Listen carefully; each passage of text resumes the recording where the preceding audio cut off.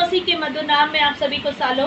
आज एक परमेश्वर के वचन को हम देखेंगे, जो परमेश्वर का वचन हमारे जीवन के लिए बहुत ही आनंद और आशीष का कारण होता है। परमेश्वर का वचन कभी भी किसी की निराशा का कारण नहीं, परमेश्वर का वचन कभी भी किसी को गिराने वाला वचन नहीं, परंतु परमेश्वर का वचन उठाता है। और परमेश्वर का बाइबल में लिखा हुआ है कि शब्द मारता है परंतु आत्मा जिलाता है। और ऐसे ही जीवित परमेश्वर के वचन को जब हम सुनते हैं तो हम तरोताजा हो जाते हैं। जब हम परमेश्वर के वचन की और जब हम कुछ बातों को देखते हैं, पढ़ते हैं, तो हमारे जीवन में एक नई उम्मीदें जाग उठती है। हमारे जीवन में अगर निराशा भी है तो वो निराशाओं को परमेश्वर दूर करता है। Praise the Lord. आज हम वचन सुनने से पहले एक गवाही को हम जरूर सुनेंगे। एक गवाही ऐसी है, एक छोटा बच्चा स्कूल जाया करता था और हो सकता है ये गवाही आज आपके लिए भी आशीष का कारण होगी। आमीन। एक छोटा बच्चा स्कूल जाया करता था और टीचर उसको जो थे आचार्य, जो टीचर पुराने समय के जो थे, वो उनको पढ़ाया करते थे। और बहुत से बच्चे स्कूल में जाते थे, जैसे आज भी बहुत से बच्चे स्कूल जाते हैं। और वो बच्चा सिर्फ 5 क्लास में पढ़ते रहा, 1 से लेके 5 क्लास तक के लेने के वो चलते गए। और एक दिन ऐसा हुआ कि वो बच्चा नहीं पढ़ रहा था, फिर भी टीचर बार बार उसको दया करके ग्रेस क्या रहता रिजल्ट में त्रिपोत्तीर्ण, तो ग्रेस के द्वारा वो बच्चा बार पास होते 5 क्लास तक पहुँचे। तो क्यों टीचर ऐसा किए? ताकि 5 क्लास में तभी भी ये बच्चा जाके सीखे कि इसको पढ़ाई का समझ आना चाहिए। तो टीचर उसको 5 क्लास में भर्ती किया और 5 क्लास में उसका एडमिशन हुआ और वो पढ़ाई करते गए सब। वो टीचर कभी भी कोई गलत नहीं होता, टीचर अच्छा से हमेशा शिक्षा देते हैं। Praise the Lord. वो टीचर अच्छा से शिक्षा दे रहे हैं, पढ़ा रहे हैं, जो भी नॉलेज है वो दे रहे हैं, पढ़ा रहे हैं, शिक्षा दे रहे हैं। ये बच्चे को बोल रहे हैं तुम पढ़ो। वो बच्चा ना पढ़ रहा है, ना कभी होमवर्क करके आ रहा है, ना उसकी पेन ठीक है, ना कॉपी ठीक है, उसका कोई भी सिस्टमेटिक 5 क्लास में तो है लेकिन कोई भी उसका ध्यान 5 क्लास में है नहीं। वो बच्चा ऐसी हरकतें करता है, एकदम बदमाश बच्चा कैसा है? एकदम बदमाश, एकदम गड़बड़ी करने वाला। टीचर जो बोलेंगे वो सुनता ही नहीं और पढ़ाई की बातें उसके मन में बड़ी कठिन लगती है। ये बच्चे को एक दिन टीचर बड़े तंग आकर के बोले, आज से तू स्कूल नहीं आएगा, तुम स्कूल पे नहीं आओगे और तुम बाहर ही रहो और तुम बाहर पे ही रहना। टीचर ऐसा बोल के उसे डांटने लगे और पूरा उसने अपना बैग पैक किया और बैग पैक करके वो रास्ते में जाने लगा। रोते रास्ते में जाने लगा कि अगर ऐसे ही घर वापस गया तो मेरे पेरेंट्स मुझे क्या बोलेंगे कि बेटा तू पढ़ाई करने नहीं जाता, तुम क्या करने जाते हो, तुम्हें हम इतना मेहनत करके पढ़ा रहे हैं। वो सोचने लगा कि मेरे पेरेंट्स क्या बोलेंगे, मैं समय के पहले अगर घर चला गया। तो वो एक जगह जाते जाते वो बच्चा रुक गया और एक जगह पे ऐसा रुका जहाँ पे एक वो था कुआं में एक स्त्री क्या कर रही थी, पानी भर रही थी, कुआं से पानी निकाल रही थी। जैसे आप जानते हैं कि पहले कुआं में क्या करते थे, पानी निकाला जाता था। और पहले समय में अगर आप देखे हो तो वो ऐसा जो पानी खींचने वाला जो रहता है गोल सा, वैसा भी पहले नहीं था। उसके पहले जब आप देखोगे तो सिर्फ चट्टाने थी, गोल कुआं रहा करता था और उसमें से पानी खींचा जाया करता था रस्सी से, और कोई साधन नहीं बनाया गया था। धीरे धीरे डेवलप होने के बाद में एक साधन बनाया गया जो आप और हम उस समय के बारे में हम जान रहे हैं ना। जब हमने कुआं को देखा तब उसमें साधन बनाया गया था कि नहीं बनाया गया था, लेकिन उसके पहले साधन नहीं थी कुआं में, बस रस्सी और बाल्टी अंदर जाती थी और खींच के निकालते थे। और ये बच्चा देखने लगा एक बहुत बड़ा नोकीला पत्थर। ये बच्चा देख रहा है, कौन सा बच्चा? मूर्ख बच्चा। कौन सा बच्चा? जिसने पढ़ाई में दिमाग नहीं है। कौन सा बच्चा? जिसको कुछ समझ में नहीं आ रहा है और टीचर ने उसको निकाल दिया, कहाँ से? क्लास से, और बाहर कर दिया। ये वो बच्चा वहाँ बैठ के देख रहा है कि एक अम्मा पानी भर के कुएं से निकाल रही है और बहुत नोकीला पत्थर, एक बहुत नोकीला पत्थर, वो पत्थर को वो देख रहा था। उसी पत्थर से वो रगड़ के बाल्टी को क्या कर रहा है, पानी निकाल रहा है अंदर से। पत्थर से टकरा के बाल्टी से पानी निकाल रहे। उसे एक बात समझ में नहीं आई, ये इतना नोकीला पत्थर चिकना कैसे हो गया। एक बात वो बच्चा बड़ा समझ में आया उसे कि ये इतना नोकीला जो पत्थर, आप समझ रहे हैं, जो कुएं का जो लास्ट जो छोर होता है उसमें ऐसा बाल्टी खिंचा के रस्सी घिसाती है एक नोकीले पत्थर में, नोकीले पत्थर से रस्सी घिस घिस करके वो क्या हो गया, पत्थर चिकना हो गया। और ये बच्चे को समझ में नहीं आ रहा है कि ये पत्थर इतना जो नोकीला है, खतरनाक है, वो बड़ा खतरनाक जो पत्थर चिकना कैसे हो गया। वो सोचते रहा और उसके बाद में वहाँ से कुछ ज्ञानवान लोग जब जाते हैं तो वो पूछता है रुकवा करके, दादाजी, पापा जी, मामा जी, आप मुझे एक बात का, मुझे प्रश्न का उत्तर बताएंगे क्या। और वो कहने लगे कि ये बताइए कि ये पत्थर जो नोकीला था वो चिकना कैसे हो गया। उन जो बुद्धिजीवी इंसान ने उसको बताया, बेटा ये पत्थर नोकीला दिख रहा है, सही बात है, लेकिन ये चिकना कैसे हुआ, रस्सी की वजह से। तो वो पूछने लगा, एक छोटी सी रस्सी क्या पत्थर को चिकना कर सकती है। वो बोला नहीं, छोटी सी रस्सी तो पत्थर को चिकना नहीं कर सकती, लेकिन लगातार लगातार लगातार अगर वो रस्सी वहां से जाती रहेगी तो वो छोटी सी रस्सी के द्वारा भी पत्थर चिकना हो सकता है। इसके मन में एक बात समझ में आ गई। इसके मन में, बच्चे के मन में एक बात समझ में आई, जब एक छोटी सी रस्सी ऐसे नोकीले पत्थर को चिकना कर सकता है, तो मैं छोटा सा बालक, छोटा सा बच्चा, अपनी पढ़ाई को मैं बार बार करूंगा तो मेरी पढ़ाई भी मेरे लिए अच्छी हो सकती है। Praise the Lord. और वो बच्चा फिर से गया स्कूल और वो कहने लगा कि मुझे समझ में आ गया कि आज मुझे पढ़ाई का महत्व क्या है। वो फिर से स्कूल गया, फिर पढ़ने लगा और उसके बाद में जो हर बार जो जीरो लाता था वो बच्चा मेहनत कर करके अपने जीवन के नोकीले चीज़ों को दूर करके वो बच्चे के जीवन में ऐसा परमेश्वर ने अनुग्रह दिया कि वो 0 क्लास का बच्चा फर्स्ट डिवीजन से पास हुआ। Praise the Lord. तो आपके लिए कोई काम कठिन नहीं है। आपके लिए जो आप परमेश्वर के लोग हैं, आप परमेश्वर के प्रेम करने वाले लोग हैं, आपके लिए कोई बातें कठिन नहीं है। अगर कठिन होगी आपके लिए तो भी वो असंभव को संभव करने वाला परमेश्वर आपके साथ में है। आमेन, प्रेज़ द लॉर्ड। आइए हम आज के मनन के लिए निकालेंगे प्रकाशित वाक्य उसका 12 अध्याय और बहुत जल्दी मैं समाप्त करूंगी क्योंकि वचन आज का विषय बहुत छोटा है। 12 अध्याय 7वां पद। स्वर्ग में लड़ाई हुई, मिकाएल और उसके स्वर्गदूत अजगर से लड़ने को निकले और अजगर और उसके दूत उससे लड़े। यहाँ पर एक बात को हम देखेंगे, एक युद्ध हो रहा है, एक लड़ाई हो रही है। कभी कभी मन में एक लड़ाई होती है, दिमाग में लड़ाई होती है, ब्लड में लड़ाई होती है, नस में लड़ाई होती कि नहीं होती। कभी कभी मल युद्ध होता है। एक इंसान शरीर में, आप अकेले तो है, लेकिन इस शरीर में 2 प्रकार का विचार होता है, कभी नेगेटिव कभी पॉजिटिव। और इसी वजह से एक बार क्या होती है, हमारी युद्ध चलता है। जब आप देखते हैं युद्ध के विषय में, तो याकूब के भी साथ में एक ऐसा युद्ध हो रहा था जिसको मल युद्ध कहते हैं। याकूब और परमेश्वर का आत्मा क्या कर रहे थे, युद्ध हो रहा था। और वो कभी याकूब परमेश्वर के ऊपर में, कभी परमेश्वर याकूब के ऊपर में प्रबल होते गए और लास्ट वो क्या हो गया, सुबह तक युद्ध हो गया और याकूब जीत गया। आमेन। तो हो सकता है आपके जीवन में भी कुछ युद्ध चल रहे होंगे।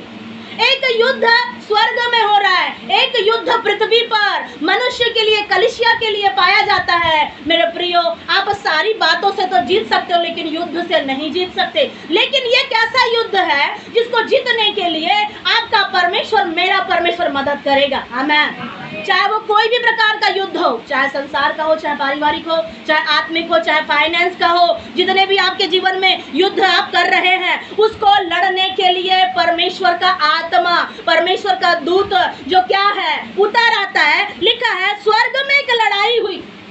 स्वर्ग तक को शैतान क्या कर रहा है, नहीं छोड़ रहा है। तो आप सोच सकते हैं आपका और मेरा जीवन का क्या वैल्यू है, क्या कोई कीमत है। जब उसने परमेश्वर के पुत्र यीशु मसीह को नहीं रख छोड़ा, उसने उसके भी साथ में परीक्षा डाली।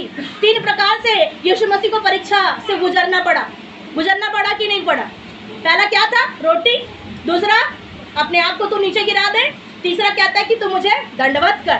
3 बातों से उसने यीशु को गिराने के लिए बहुत प्रयास किया, लेकिन यीशु मसीह ने किस बात से सामना किया, इस वचन के द्वारा। आमेन। अगर ये वचन अगर आपके जिंदगी में पाया जाता है, आप निरंतर उस युद्ध को लड़ के जीत सकते हो। आमेन। लेकिन वचन नहीं है, वचन की बातें नहीं है, आप कभी परमेश्वर के अनुग्रह में आप जीत नहीं सकते, चल नहीं सकते। Praise the Lord.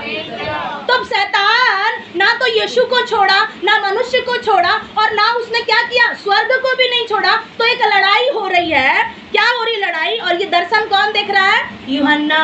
Praise the Lord. यूहन्ना दर्शन देख रहा है, स्वर्ग में लड़ाई हो रही है। और वहां पे क्या हो रहा है? मिकायल और उसके स्वर्ग दूत क्या कर रहे हैं? किससे लड़ रहे हैं?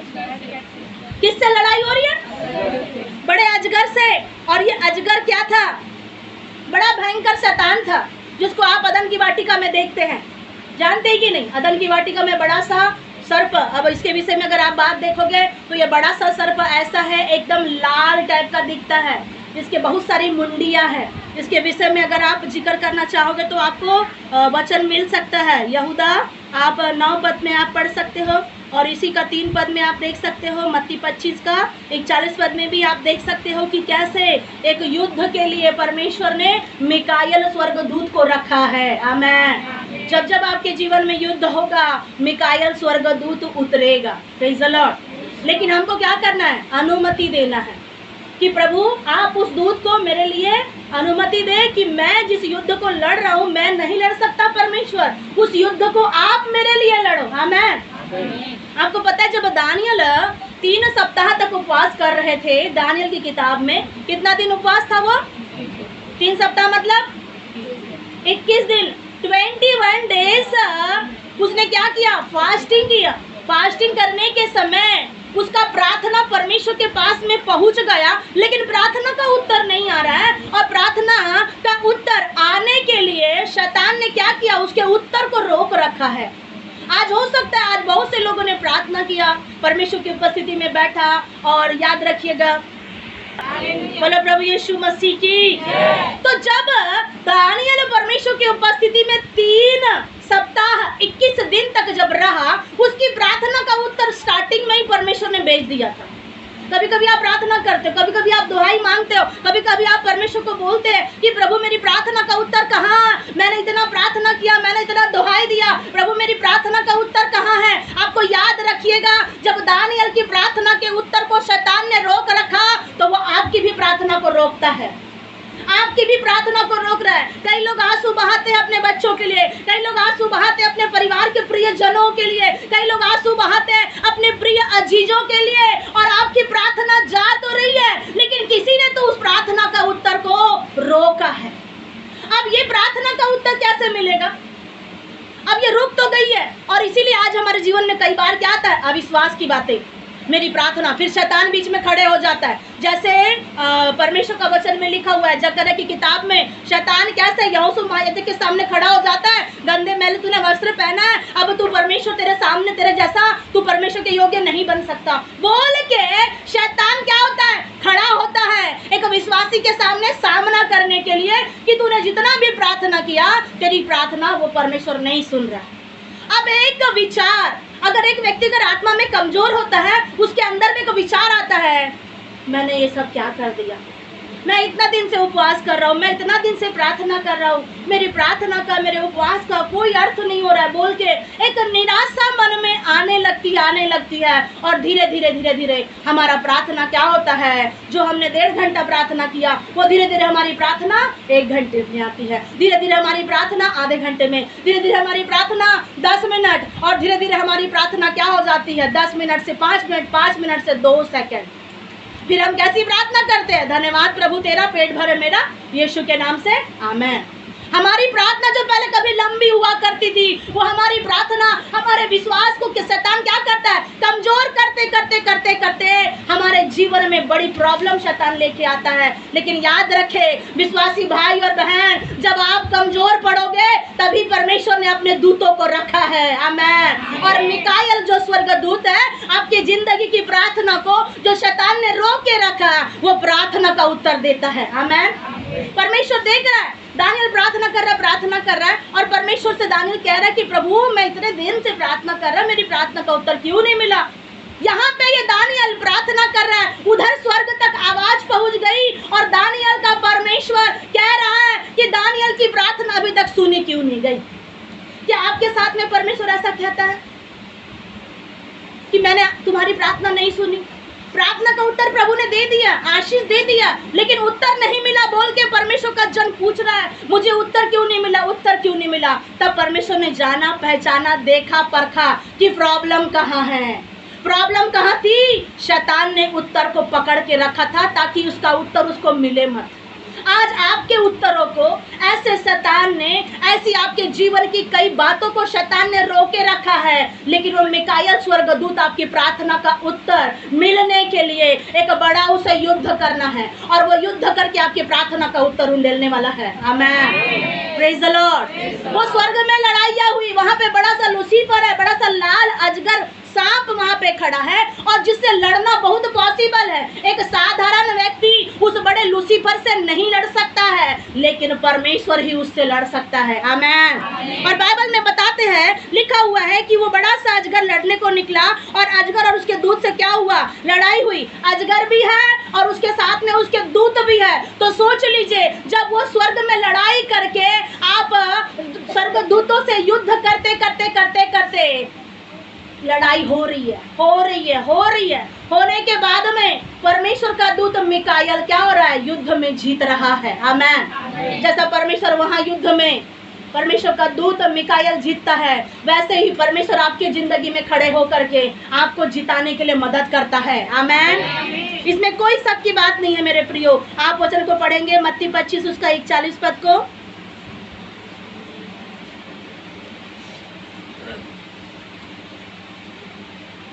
और 12 का 3 पढ़िए, प्रकाशित के 12 का 3 में। एक और चिन्ह स्वर्ग में दिखाई दिया, एक क्या चिन्ह है? स्वर्ग में एक और चिन्ह दिखाई दिया, और देखो एक बड़ा लाल अजगर था। क्या है वहाँ पर? एक बड़ा लाल अजगर जिसके क्या है? 7 सिर है और 10 सींग है, और उसके सिरों पर 7 मुकुट। एक बड़ा सा अजगर, लाल सा, बड़ा सा, और उसका सिर कितना है? 7, और मुकुट भी, और बड़े उस सिर के द्वारा वो क्या कर रहा है? वहां स्वर्ग में स्वर्ग को गंदा करने के लिए वहां गया। लेकिन याद रखो, स्वर्ग को कोई भी अंधकार की शक्ति कभी गंदा नहीं कर सकती। आमेन। मत्ती 25:41। तब वह बाई और वाले से कहेगा, हे शापित लोगों, मेरे सामने से उस अनंत आग में चले जाओ जो शैतान और उसके दूतों के लिए तैयार की गई है। Praise the Lord. परमेश्वर शैतान के लिए और उसके दूतों के लिए क्या किया है? नरक तैयार किया। याद रखो, वो नरक परमेश्वर ने आपके लिए नहीं तैयार किया।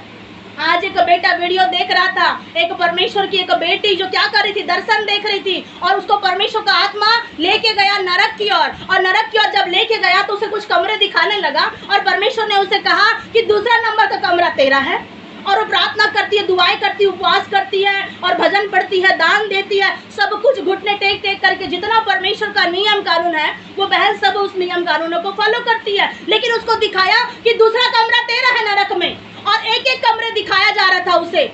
याद रखो, नरक परमेश्वर ने अपने लोगों के लिए नहीं बनाया। नरक उस लूसीफर के लिए जिसके 7 सिर है, और उसके 7 सिरों के ऊपर में मुकुट और बहुत सारी चीजों को रखा, यह नरक उसके लिए है। यह नरक आपके लिए और मेरे लिए नहीं तैयार किया गया, इसलिए नरक जाने से आप बच जाओ। आमेन। और ये जो बहन है दर्शन देख रही है, क्या दर्शन देख रही है? कि उसको दूसरा कमरा, नरक में दूसरा कमरा, तीसरे कमरे में देख रही कि उसका नाना वहाँ पे पड़ा है, चौथे कमरे में देख रही कि उसके और भी लोग पड़े हैं, 5वें कमरे में देख रही है कि एक बहुत बड़ी स्त्री जो क्या है, एक नाचने वाली स्त्री जो संसार में, 5वें कमरे में वो देख रही है कि नाचने वाली स्त्री ने नाक में ऐसा क्या बिच्छू वाला कान का पहना, नाक का पहना है, और गले में बड़ा सांप वाला ये पहना, बहुत सारे जितना भी आप आभूषण पहनते हो, वो स्त्री वहाँ नरक में आभूषण पहनी थी कीड़े मकोड़े का, कीड़े मकोड़े की आभूषण, पैर में पायल की जगह सांप और बिच्छू, कान में, माथे में, यहाँ वहाँ सब चीज उसके पास में। और वो पूछ रही है, प्रभु इसको क्यों यहाँ पे ये श्रृंगार किए हुए हैं? परमेश्वर ने कहा, ये तो नाचने वाली नचनिया है जो संसार में नाचने लगी लेकिन कभी खुदा को नहीं जानी। और दूसरा एक कमरा परमेश्वर ने दिखाया उसे, और परमेश्वर की उपस्थिति में वो देख रही है बड़े बड़े अधिकारी लोग जो क्या कर रहे हैं, जिस कामों के लिए अधिकार नहीं दिया गया, वो अधिकार को जनता में यूज ना करते हुए वो सारी फ्रॉड का काम करते करते वो अधिकारी लोगों को परमेश्वर ने 6वें और 7वें कमरे में रखा, जिनकी बड़ी दुर्दशा, जो भ्रष्टाचार के काम कर रहे हैं, नेता और मंत्री जितने भी होते गए, ये दर्शन देख रही है और वो बहुत रो रही है। और ज्यादा रोई हुआ उसके लिए, अपने नाना के लिए। उसका नाना बहुत अच्छा व्यक्ति था और वो कहती है कि प्रभु मेरे नाना को बचा लो, मेरे नाना को बचा लो प्रभु। और वो प्रार्थना करते करते ये दर्शन को देख रही थी। बीते दिनों में जब मैं मुझे थोड़ा ठीक नहीं लग रहा था, फ्राइडे के दिन में, और मैं दवाई खा के लेटी थी, बहना वो मोना आई, उसी समय मैं उठी और उसी समय परमेश्वर का आत्मा दिखा रहा था। कुछ ऐसे चलते चलते नाम दिखाया। जस्ट लेटी हूँ, प्रार्थना कर ही रही हूँ और परमेश्वर दर्शन दिखा रहे थे। राधिका के पापा को परमेश्वर दिखा, प्रीति की मम्मी का नाम लास्ट में, और बहुत से लोगों का नाम लिस्ट में परमेश्वर दिखा रहे थे। ये परमेश्वर कभी कभी प्रार्थनाओं में दिखाते हैं, दर्शनों में दिखाते हैं। तो सेम परमेश्वर जब वो प्रार्थना में बैठी थी ये बहन, तब वो दर्शन को देख रही है और उसके घर के लोग बड़ी बेचैन हो गए कि इतना लंबा तक प्रार्थना करते करते वो बेहोश हो गई। क्या आज आप इतना लंबा प्रार्थना करते करते, बहन संध्या ने अभी गवाही दिया, वो क्या कर रही थी आत्मा में, गाना गाते गाते रियल में गाने लगी। जब मसीह आपके अंदर रहेगा तब वो बाहर भी प्रकट होगा, आमीन। लेकिन मसीह अंदर नहीं है, दिखावटी बातें हैं, दिखावटी चाल चलन है, दिखाने के लिए आप परमेश्वर के भवन में प्रभु का नाम लेते हो। गाना तो हम गाते हैं, क्या हम दिखाने के लिए गा रहे हैं? अंदर से सीखो। जो चीज अंदर से होगी वो परमेश्वर को भाएगा, और जो चीज अंदर नहीं होगी वो कभी आपके मुंह में निकलेगा ही नहीं। जो मनुष्य के मन में रहता है वो मुंह में निकलता है, नीति वचन में लिखा हुआ है। ये बहन सपने में क्या कर रही थी? गाना गा रही थी। कौन सा गाना, कौन सा गीत गा रही थी? मेरे साथ तुम रहो, ओ यीशु, तेरे बिना मैं नहीं जी पाऊंगी या नहीं जी पाऊंगा। आंसुओं के समय में माता बनो, पिता बनो तुम परमेश्वर बोल करके वो अपनी प्रार्थना को लेकर के गाना गाते गाते गाते गाते। क्यों सपने में गाने आते हैं? क्यों सपने में परमेश्वर का दर्शन होता है? क्यों दर्शन आप देखते हो? क्योंकि मसीह अंदर में बसा है, आमीन। और जिसके अंदर में नहीं है उसे ना वो दर्शन दिखेगा, ना परमेश्वर बात करेगा, उससे प्रभु दूर से हाय हेलो और बाय करके छोड़ देगा। अगर आप चाहते हो कि परमेश्वर का दर्शन पाए तो दर्शन के अभिलाषी बनो। दाऊद कहता है मैं तेरे आंगनों का दर्शन का अभिलाषी बनूंगा और मैंने और कुछ नहीं चाहिए। दाऊद ने कहा एक वर मैंने यहोवा से मांगा है कि जीवन भर यहोवा के भवन में रहने पाऊं, आमीन। आप क्या वर मांगते हो? आप कौन सा वरदान मांगते हैं? आज अगर खुदा अगर आपके सामने इतनी बड़ी लड़ाई या स्वर्ग में होते हुए वहां पे आप जान रहे इतना युद्ध चलने के बाद में परमेश्वर ने उन्हें शैतान को क्या किया? वहां से गिरा दिया कि शैतान तू स्वर्ग को गंदा मत कर। अब वो शैतान क्या कर रहा है? वहां से निकल तो गया लेकिन अब पृथ्वी को गंदा कर रहा है। लेकिन इस पृथ्वी को गंदा करने के बावजूद भी परमेश्वर कह रहा है शैतान से कि उस धधकती हुई आग को परमेश्वर ने शैतान और उसके दूतों के लिए रखा, लेकिन विश्वासी मत जाओ। नरक की अग्नि में विश्वासी बिल्कुल भी मत जाइए। चाहे आपको 2 वक्त की रोटी मिल रही हो उसे ईमानदारी से कमा के खा करके आप पसीना बहा के सीखो, लेकिन दूसरा और कदम मत बढ़ाइए जो गड़बड़ी का और बदनामियों का और मसीह जीवन में कलंक का काम होता है। ऐसे कदमों की ओर आप अपने जीवन को मत बढ़ाएं। वो परमेश्वर की बेटी वो दर्शन देखती रही और बहुत रो रही थी। जब वो गवाही बता रही थी, अब प्रभु के दास के मोबाइल में उसने स्टेटस में डाला है, अर्पित ने, वो गवाही बता रही थी और गवाही बता रही थी। वो उसको रोना आ रहा था, बहुत रोना आ रहा था। रोते रोते रोते रोते वो परमेश्वर को कह रही नहीं प्रभु तू मुझे नरक में मत भेज, तू मुझे नरक में मत भेज परमेश्वर। वो वापस वहां से इतना सब कुछ देखने के बाद में और भी बहुत सारी बातें नरक में उसने देखा, वो रोने लगी और वो नरक से बचने के लिए अपने लिए और अपने लोगों के लिए प्रार्थना करने लगी। परमेश्वर ने उसे वापस भेजा और वो वापस भेजने के बाद में फिर भी वो बेहोश है।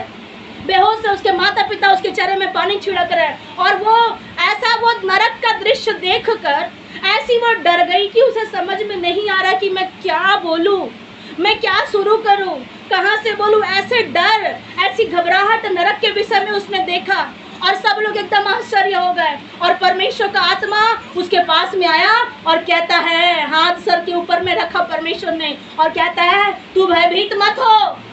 परमेश्वर ने कहा तू भयभीत मत हो, मैं तुझे नरक लेके नहीं जाऊंगा, लेकिन जितने लोग नरक जा रहे हैं तू उन सबको संदेश दे कि कोई नरक मत जाओ, आमीन। और तब कहीं जाके उस बहन को हिम्मत आई और इसलिए उसने वचन को, वीडियो को बना करके भेजा। Praise the Lord. याद रखो, नरक परमेश्वर ने अपने हाथों से बनाए हुए लोगों के लिए नरक नहीं रखा। ये नरक उस शैतान के लिए है। और जब वो नरक उसके लिए रखा, 8वां पद पढ़िएगा, प्रकाशित 12:8। परंतु प्रबल न हुए। ये प्रबल नहीं हो रहे। कौन? बड़ा सा अजगर और उसके दूत मिकाएल स्वर्गदूत से लड़ रहे हैं। हो सकता है आपके जिंदगी में शैतान लड़ रहा होगा, लेकिन याद रखो, एक दूत काफी है 1085 को मार गिराने के लिए। आमेन। और ज्यादा की आवश्यकता नहीं है, बस एक दूत। चाहे कितनी भी सेना, दाऊद कहता है, चाहे मेरे विरुद्ध लड़ाई ठन जाए, उस दशा में भी मैं ना डरूंगा और हियाव बांध निश्चिंत रहूंगा, क्योंकि परमेश्वर मेरा बल और गढ़ है। आमेन। आपको डर नहीं लगेगा, आपको भय नहीं लगेगा। यहाँ पर लड़ाई होने के बाद में लिखा, परंतु वे प्रबल नहीं हुए और स्वर्ग में उनके लिए फिर जगह न रही। परमेश्वर ने स्वर्ग से उन्हें क्या कर दिया? निकाल दिया, ताकि शैतान को, स्वर्ग को गंदा मत कर। फिर वो शैतान कहाँ आया? पृथ्वी पर। 9 पद पढ़िए। तब वह बड़ा अजगर अर्थात वही पुराना सांप जो इब्लिस और शैतान कहलाता है और सारे संसार का। हालेलुया। आपने प्रकाशित वाक्य 20:2 में क्या पढ़ा? पढ़िए एक बार और। एक बड़ा सा अजगर अर्थात वही पुराना सांप जिसे आप अदन की वाटिका में देखते हैं, जिसे इब्लिस के नाम से शैतान का कहलाया जाता है, और ये सारे संसार में क्या करता है?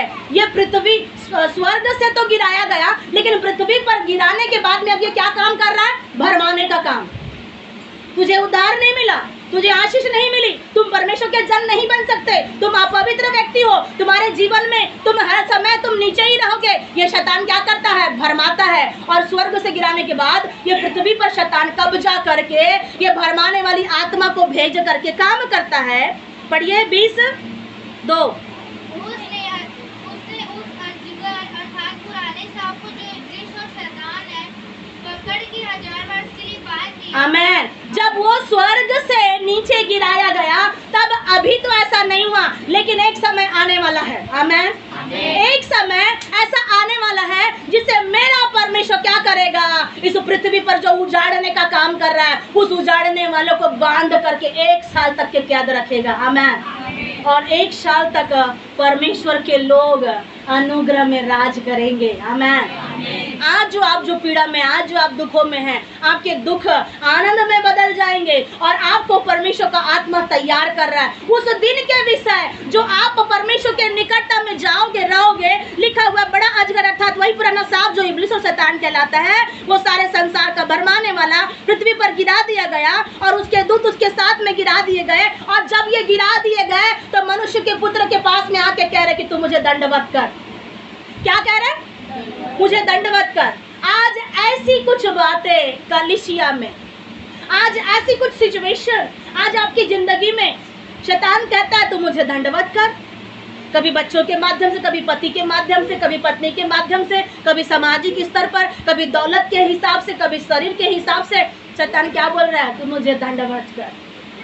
तेरा शरीर काम नहीं कर रहा है, तू मुझे दंडवत कर, मैं तुझे ठीक कर दूंगा। लेकिन शैतान को तुम बोल सकते हो। आमेन। शैतान यहोवा तुझे घुड़के। आमेन। जब शैतान को आप बोलोगे मेरा परमेश्वर तुझे घुड़के, तो यहाँ से चला जा, और वो चला जाएगा। आमेन। क्योंकि परमेश्वर ने आपके पास में बड़े अथॉरिटी को दिया है। आप क्यों बार बार शैतान को अपने जीवन में पालते हो? अपने सिर के ऊपर में क्या है? घोंसला बनाने देते हैं। बार बार चिड़िया को, उसके बच्चों को, उसको घोंसले को हम आने देते हैं, और चाह करके भी आप नहीं निकल पाओगे। फिर जब आप एक परिस्थितियों में जय नहीं पा सकते, तो अगली वाली परिस्थिति और मुंह फाड़ के खड़ी है आपके लिए। समझ में आ रहा है आपको? जब एक परिस्थिति से विश्वासी आगे नहीं बढ़ सकता, तो दूसरी परिस्थिति से आप कैसे आगे बढ़ोगे? क्यों करके आगे बढ़ सकते हैं? पहला स्टेप पार करना सीखो। और आपको याद होगा वो बच्चे की गवाही, एक छोटा सा बच्चा जो निर्बुद्धि होने के बावजूद भी टॉप कर सकता है, तो आप मसीह में टॉप लेवल पे क्यों नहीं जा सकते? आमीन। परमेश्वर आपको, जो आपने शून्य से जो शुरुआत किया है, शून्य से लेके आप जो गीत गाते हैं ना, शून्य से लेके तूने मुझे रच लिया अपने रूप में। याद रखो, इस मनुष्य की कोई औकात नहीं है परमेश्वर के सामने, फिर भी ये मनुष्य क्या करता है? डिंग मारता है, फिर भी ये मनुष्य घमंड करता है। आज आपके जीवन में कुछ घमंड ना हो बोल करके ऐसे कमियों को परमेश्वर ने डाला है। मनुष्य को कोई घमंड ना हो, मनुष्य ज्यादा डिंग मार के उठ न जाए बोल के कुछ कुछ कमियां आपको परमेश्वर ने दिया है, ताकि आप उन कमियों के ऊपर यीशु के नाम से जय प्राप्त करो। आमेन। आपने वचन पढ़ा, कौन सा वचन पढ़ा था? 94 में वचन लिखा हुआ है, क्या जिस परमेश्वर ने आंख दिया क्या वो नहीं देखता? क्या जिस परमेश्वर ने कान दिया क्या वो नहीं सुनता? क्या जिस परमेश्वर ने मुंह दिया क्या वो नहीं बोलता? आज भी वो बोलता है, सुनने वाले चाहिए। आमेन, प्रेज द लॉर्ड। जब परमेश्वर ने, जब यीशु मसीह जब चेलों के साथ में थे, जब यीशु चेलों के साथ में थे, क्या कभी चेलों का बुरा हुआ? आज हम सोचते हैं प्रभु, मरियम और मार्था कहती है, प्रभु यदि तू यहाँ होता तो मेरा भाई कभी नहीं मरता। आज हम बोलते हैं, अगर प्रभु मेरे जिंदगी में होता तो मेरा भाई कभी नहीं मरता। आज उसने, मेरी बहन ने प्रभु को ग्रहण किया होता। आज हम सोचते हैं कि परमेश्वर ने हमें एक भाई दिया, अगर हमारे पापा सही रीति में मसीह में चलते तो वो हमारा भाई कभी ना मरता। हम बोलते हैं, अगर प्रभु तू यहाँ होता तो मेरा भाई कभी ना मरता। हम बोलते हैं, तो क्या इसका मतलब क्या प्रभु नहीं है? वो है। कभी कभी परमेश्वर अलग इसीलिए हो जाते हैं, आपको आपकी परिस्थितियों से उठाने के लिए। आमेन। आप अपनी परिस्थितियों में गिरिए मत। याद रखो, स्वर्ग को शैतान गंदा किया, हमें वचन को समझ के समझदार बनना है। आमेन। निर्बुद्धि ना बनो, परमेश्वर ने कहा निर्बुद्धि ना बनो। बहुत सारे लोग क्या करते हैं? निर्बुद्धि बनते हैं, और बहुत सारे हम क्या करते हैं? विषयों की चर्चा को सुनते हैं और हमारे माइंड में कोई भी बातें नहीं रहती है। हम निर्बुद्धि ना बने। हम इतना याद रखें, जिस शैतान ने स्वर्ग पर हमला किया वो शैतान पृथ्वी पर है, अभी भी है, प्रेजेंट में इस पृथ्वी पर है या नहीं है? सब जगह, हर जगह उसी का राज है। नेताओं में, मंत्रियों में, पार्षदों में, घर घर आप देखोगे, वहाँ वहाँ कोई ना कोई ऐसा खड़ा है। कैसा? ऐसी खड़ा है। क्यों? फुस फुस आता है, थोड़े थोड़े देर में फुस करेगा, थोड़े थोड़े देर में फुस करेगा। कितना भी उसको दूध पिलाओ, एक दिन वो उठ के खड़ा होगा। क्यों? क्योंकि हर घर में, हर जगह पे शैतान और उसका दूत पूरे पृथ्वी पर काम कर रहा है, लेकिन उसका समय खत्म होने वाला है। आमेन। जितना वो काम कर रहा है उसे करने दो, एक दिन उसका समय खत्म होगा। Praise the Lord. और पढ़िएगा, एक बड़ा सा शब्द जब शैतान पृथ्वी पर गिरा दिया गया, फिर स्वर्ग से एक बड़ा शब्द आ रहा है, याद रखो। और अब हमारे परमेश्वर का उद्धार और सामर्थ और राज्य और उसके मसीह का अधिकार प्रकट हुआ है। आमेन। एक स्वर्ग से आवाज सुनाई आ रहा है, स्वर्ग से शब्द सुन लीजिए, स्वर्ग के परमेश्वर का। जब स्वर्ग से एक शब्द आता है वो आपकी बढ़ोतरी करता है। स्वर्ग से एक शब्द निकलता है वो आपको आगे ले जाता है। स्वर्ग से जब एक शब्द आता है वो आपके जीवन की परिस्थितियों को चेंज करता है। आमेन। जब पतरस दर्शन देख रहा था, और जब दर्शन में वो देखा कि ऊपर से एक चादर आ रही है, पढ़े वचन आपने कभी वाला? जब ऊपर दर्शन देख रहा था तो परमेश्वर के दर्शन में पतरस ने देखा कि ऊपर से एक चादर आ रही है, और परमेश्वर ने कहा इसे तो क्या कर, बहुत सारे जीव जंतु पशु पक्षी थे, उसमें से परमेश्वर ने उसे कहा कि तू इसे मार और इसे खा ले। एक दर्शन ऊपर से आते हुए, याद रखो, जो संसार का है वो संसार का है, लेकिन जो ऊपर से आता है वो बहुत आशीषित होता है। आमेन। उसमें कोई फाइट नहीं, उसमें कोई कमियां नहीं। क्या आपने कभी देखा यीशु में कभी कोई कमी थी? क्या कभी यीशु मसीह ने पाप किया? उसे भी तो व्यभिचार करने की आवश्यकता होती होगी, लेकिन क्या उसने व्यभिचार किया? उसे भी तो भूख लगी होगी, लेकिन क्या कभी किसी का लालच किया? बाइबल में प्रभु ने कहा तो किसी का लालच मत करना। आज हम क्या करते हैं? ऐसी शैतान हमें गिराता है आत्मा में, हम कहीं पर भी देखते हैं। याद रखो, देखने से पाप होता है। हम देखते हैं, पाप में फंस जाते हैं। हवा ने देखी, पाप में फंस गई। याद रखो, आज अपने जीवन को आप चेंज कर दो। जब स्वर्ग में वो गंदा काम कर रहा तो पृथ्वी को भी जय नहीं छोड़ेगा। तो आप अपने जीवन को गंदगी में मत रखिए, अपने जीवन को शुद्ध करें। दाऊद ने कहा 51:10 में, हे परमेश्वर मेरे अंदर शुद्ध मन उत्पन्न कर। आज मनों में आपकी जो अशुद्धता है, उस मन की अशुद्धता को आप दूर करो। भजन संहिता 51:1 में लिखा, 10 में लिखा, बहुत सारा वहाँ पश्चाताप का विषय दाऊद ने लिखा हुआ है। आज हम अपने मन की कुछ बातों को जान ले, पहचान ले। क्यों एक विश्वासी दूसरे विश्वासी को पसंद नहीं करता? क्यों एक व्यक्ति दूसरे व्यक्ति को पसंद नहीं करता, क्यों एक भाई दूसरे भाई को पसंद नहीं करता, क्यों एक बहन दूसरे बहन को पसंद नहीं करती। आज एक ही घर में एक व्यक्ति रहते हैं, एक घर में दो भाई रहते हैं, लेकिन एक भाई दूसरे भाई से बात करना पसंद नहीं करता। क्यों? आज इतना हमारे जीवन में घमंड आ चुका, आज हमारे जीवन में इतनी सारी बातें आ चुकी। ये कौन डाला है? ये स्वभाव किसने भेजा है? ये स्वर्ग से नीचे गिर के सारे लोगों के घर में फैल करके बैठा है। एक व्यक्ति आत्मा में तो दूसरा व्यक्ति संसार में फंसा है। शैतान ने ऐसा जाल भरमा करके बिछाया है। लेकिन याद रखो, वचन में लिखा, फिर स्वर्ग से एक बड़ा शब्द आ रहा है। आमेन। स्वर्ग के शब्द में बड़ी ताकत है, और ये स्वर्ग का शब्द मेरे लिए और आपके लिए आशीषित है। आमेन। क्या शब्द आ रहा है?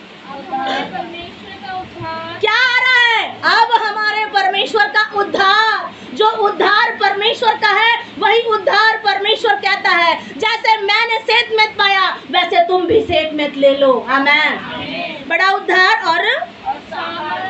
और राज्य, उद्धार, सामर्थ्य और राज्य परमेश्वर का मसीह के अधिकार क्या हो गया है? तुम पर प्रकट हुआ है। आमेन। जब आप इस दुनिया में रहते हो, जब आप इस दुनिया में अकेले जीते हो सकता है आपका पति है, आपका पति नहीं है, आपका शादी हुआ, आपका नहीं हुआ, आप जिस भी कंडीशन में है, आप डर रहे, घबरा रहे हैं, हो सकता है आप अकेले हैं। आप परमेश्वर का वचन आपको एक बात बड़े स्वर्ग से आते हुए कह रहा है, उद्धार, सामर्थ्य और राज्य परमेश्वर का तुम पर प्रकट हुआ है। आमेन। जब ये परमेश्वर का उद्धार, सामर्थ्य और राज्य मुझ पापी पर प्रकट होगा तो मेरा जीवन में सोचती हूँ धन्य हो जाएगा। आमेन। एक पापी व्यक्ति के जीवन में उद्धार, सामर्थ्य और महिमा, याद रखो, आज उद्धार, सामर्थ्य और महिमा को लेके परमेश्वर के भवन से जाइए। आज परमेश्वर ने जब यीशु मसीह के पीछे जब चेले चलते थे, उन्होंने आशीष पाया, और आशीष पाते पाते पाते पाते क्या हो गए? पहले 120 लोग थे, 120 होते होते 70 लोग हो गए। यीशु के पीछे चलते चलते 70 लोग होते होते 12 लोग हो गए, 12 लोग होते होते लास्ट में 3 लोग बचे। कितने लोग बचे? सिर्फ 3 लोग, पतरस, याकूब और यूहन्ना। जब गतसमनी में बगीचे में गए तो कौन लोग थे? वो वही लोग थे। आज हम परमेश्वर में दौड़ते हैं, शुरुआत तो हम अच्छी करते हैं, लेकिन याद रखो परमेश्वर की महिमा लेके जाना। और जब यीशु मसीह के चेले जब दुनिया में जब आगे बढ़े तो पौलुस के पास में लोग देख रहे टकटकी लगाते हुए कि क्या मिलेगा हमको। याद रखो, आपको प्रभु के भवन से कुछ नहीं मिलेगा। Praise the Lord. आप हो सकता है खुदा की ओर आंखें लगा के देख रहे होंगे कि प्रभु मेरी गरीबी ठीक हो जाए, मेरी बीमारी ठीक हो जाए, मेरा घर का बच्चा मेरा ठीक हो जाए, आज जो मेरी परिस्थिति ठीक हो जाए। एक व्यक्ति क्या कर रहा है? टकटकी लगाते हुए देख रहा है। लेकिन परमेश्वर के चेलों ने कहा, सोना और चांदी तो मेरे पास नहीं है। आमेन। याद रखो, सोना और चांदी परमेश्वर के दासों के पास नहीं है, लेकिन एक नाम है, वो यीशु नाम है। आमेन। और उसी नाम का उपयोग करें, उसी नाम का उपयोग करके अपनी मरी हुई परिस्थितियों से आप जी सकते हैं, अपनी मरी हुई हालातों से आप ठीक हो सकते हैं, क्योंकि वो नाम आपके जिंदगी में बड़ा उद्धार देने वाला नाम है। आमेन। ये नाम का सामर्थ्य क्या नाम है? परमेश्वर का उद्धार, सामर्थ्य और राज्य आज आपके जीवन में आ जाए। आमेन। 3 चीजें अपने अंदर में आने दो, उद्धार, सामर्थ्य और राज्य। ये 3 चीज जिस विश्वासी के अंदर में आ गया, आपको कभी भी कोई खुदा से अलग नहीं कर पाएगा, मैं गारंटी देती हूँ। उद्धार आ गया, सामर्थ परमेश्वर की आ गई, उसकी महिमा जब आपके जीवन में आया, तब आप कह सकते हो, कौन मुझे मसीह के प्रेम से अलग कर सकता है। आमेन। आप रोमियो 8 के 35 में लिखा हुआ है, 35 से 31 पद तक लिखा हुआ है कि जो मुझे सामर्थ देता है उसमें मैं सब कुछ कर सकता हूँ। यदि परमेश्वर मेरी ओर है तो मेरा विरोधी कौन हो सकता है। आमेन। जब शैतान आपके सामने आपकी प्रॉब्लम को लेके आएगा, आप उसे वचन के द्वारा मारना सीखो। आमेन। यदि परमेश्वर मेरी ओर है तो मेरा उद्धार हुआ। यदि परमेश्वर मेरी ओर है तो मुझे क्या मिली है? महिमा मिली है। यदि परमेश्वर मेरी ओर है तो सामर्थ्य मेरा है। आमेन। और तब कोई आपके जीवन में अंधकार का राज्य नहीं होगा। आमेन। जब आप सुन रहे बहुत सी अशुद्ध आत्मा आपके जीवन से निकल करके जा रही है, वो बहुत सारे गढ़ों को परमेश्वर निकलते हुए दिखा रहे जो आपको घेरे हुए हैं। ये उद्धार, सामर्थ और राज्य यीशु का है। आमेन। और जब वो उसका स्वर्ग से उसने भेजा, ये मेरे लिए है और आपके लिए है। और लिखा, और उसके मसीह का अधिकार क्या हुआ है? प्रकट हुआ है। आमेन। परमेश्वर का अनुग्रह मुझ पर प्रकट हुआ है। अब इस अनुग्रह को आपको क्या करना है? बांटना है। आगे पढ़िए। क्योंकि हमारे भाइयों पर दोष लगाने वाला अब याद रखो, उद्धार, सामर्थ और महिमा मिला और ये हम पर प्रकट हुआ। प्रकट हुआ मतलब उंडेला गया। बहन मनीषा ने देखा ना, परमेश्वर के अनुग्रह क्या किया गया? उंडेला गया। ये उद्धार, सामर्थ और महिमा उंडेली जा रही है। परमेश्वर उंडेलते हुए क्या कर रहा है? प्रकट कर रहा है। और एक बात परमेश्वर बताना चाहते हैं, अब भाइयों पर जो दोष लगाने वाला है, भाइयों पर, बहनों पर, परिवारों पर, रिश्ते नातों पर दोष लगाने के लिए कोई तो खड़ा है। लेकिन अब याद रखो, गुड न्यूज आपके लिए, वो गिरा दिया गया है, वो नीचे ढा दिया गया है। अब जो नीचे गिर गया है, अब वो उठ करके कभी प्रबल नहीं होगा। आपके सामने तो प्रबल हो सकता है, लेकिन मेरे खुदा के सामने कभी नहीं। मनुष्य कमजोर होंगे, उसके सामने वो प्रकट होकर के काम करेगा, लेकिन याद रखो परमेश्वर ने उसे गिरा दिया है और परमेश्वर कहता है तू मिट्टी है और तू मिट्टी में मिल जाएगा। आमीन, प्रेज द लॉर्ड। दोष लगाए जो करता था वह जो रात दिन हमारे परमेश्वर के सामने उन पर दोष लगाया करता था, गिरा दिया गया है। प्रकाशित 11 का 15 पढ़े और 7 का 10। आमीन। जब 7वीं तुरही फूकी गई तब क्या प्रचार हो रहा है? बोलिए, पढ़िए। जब 7वीं दूत ने तुरही फूकी तो स्वर्ग में इस विषय के बड़े-बड़े शब्द होने स्वर्ग में बड़े-बड़े विषय से चर्चा चल रही है, बड़े-बड़े शब्द से। जब आप लड़ते हैं, झगड़ते तो बड़े-बड़े साउंड से बोलते हैं ना, तो स्वर्ग पर 7वीं तुरही फूकने के बाद स्वर्ग में बड़े-बड़े शब्द से आवाज हो रही है। क्या आवाज? जगत का राज्य जगत का राज्य हमारे प्रभु का और उसके मसीह का हो गया। और हमारे मसीह का हो गया। आमीन। जगत का राज्य, आज तक जो जगत में जो राज्य करा था, अब वो हमारे प्रभु का हो गया है। आमीन। इसीलिए आप ढाढ़स बांधो। Praise the Lord. परमेश्वर ने वचन में ऐसा ही नहीं कहा। परमेश्वर कहता है ढाढ़स बांधो, मैंने संसार को जीत लिया है। अब ये संसार की चीजें आपका कुछ नहीं बिगाड़ सकती, क्योंकि ये संसार का बनाने वाला कोई आम व्यक्ति नहीं है। इस संसार का बनाने वाला मेरा परमेश्वर है, आपका परमेश्वर है। आमीन। और पढ़ेंगे उसी वचन में 7 का 10। प्रकाशित और बड़े शब्द से पुकार कर कहती है, उद्धार के लिए हमारे परमेश्वर का जो सिंहासन पर बैठा है और मेमने का जय जयकार हो।